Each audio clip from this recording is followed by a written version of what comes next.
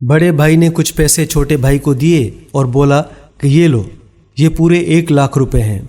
छोटे भाई ने पैसे पकड़े और बोला कि सिर्फ 1 लाख, हालांकि फसल तो 3 लाख की हुई थी।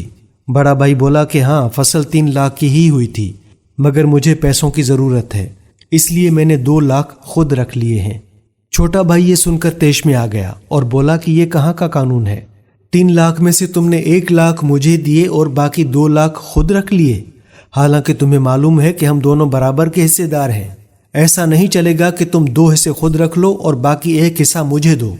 मुझे अभी मेरे बाकी पैसे चाहिए। बड़े भाई ने उसे समझाने की कोशिश की कि भाई अगली फसल पर हिसाब कर लेंगे, मुझे इस वक्त ज़रूरत है, लेकिन छोटे भाई ने एक न मानी। इस बात पर दोनों भाइयों में लड़ाई शिद्दत इख्तियार कर गई और उन्होंने ज़मीन का बंटवारा कर दिया। छोटे भाई ने ज़मीन का बंटवारा करने के साथ एक काम और भी कर दिया। उसने अपनी और अपने भाई की ज़मीन के दरमियान एक नहर खुदवा दी ताकि उसका भाई दूसरी तरफ ना आ सके। जब बड़े भाई ने ये सब देखा तो उसे बहुत गुस्सा आया और उसने ठान ली कि वो अब अपने भाई से ताल्लुक़ बिल्कुल ख़त्म कर देगा। वो इसी सोच विचार में घर पहुंचा तो एक नौजवान ने उसके दरवाजे पर दस्तक दी और उससे कहा कि वो एक बेरोज़गार आदमी है और काम की तलाश में है। अगर उसके घर या ज़मीन पर कोई काम है तो वो उसे करने को तैयार है। उसने कहा कि तुम सही वक्त पर आए हो, तुम्हारे लिए मेरे पास एक काम है। ये कहते हुए वो उसे अपनी ज़मीन पर ले गया और वो नहर दिखाई जो उसके भाई ने खुदवाई थी और बोला, कुछ दिनों पहले मेरे भाई से मेरी लड़ाई हो गई थी और उसने यहाँ पर यह नहर खुदवाई है ताकि मैं उसकी तरफ न जा सकूं, और अब मैं चाहता हूँ कि तुम यहाँ पर एक दीवार बना दो ताकि मुझे उसकी मनहूस शक्ल नज़र न आए। खैर, उसने दीवार तामीर करने का सामान मसलन ईंटें और सीमेंट वगैरह मुहैया करा दिया और ख़ुद एक काम के सिलसिले में दूसरे शहर चला गया। नौजवान उसकी गैर मौजूदगी में काम करता रहा और चंद दिनों बाद जब वो वापस आया तो वो ये देखकर हैरान रह गया कि वहाँ दीवार के बजाय एक पुल बना हुआ था। वो उस नौजवान को डांटने लगा कि तुम्हारा दिमाग ख़राब हो गया है, मैंने तुम्हें यहाँ दीवार बनाने को कहा था और तुमने पुल बना दिया है।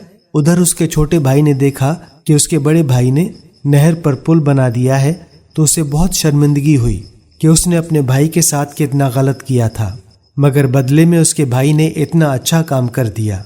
उसने सोचा कि लगता है कि भाई सुलह करना चाहता है, और जब उसे पता चला कि भाई वापस आ गया है तो वो फौरन भागता हुआ बड़े भाई के पास पहुंचा और उससे ये कहते हुए माफ़ी मांग ली कि बड़े भाई, मुझे माफ़ कर दें, मैंने बहुत बड़ी गलती कर दी।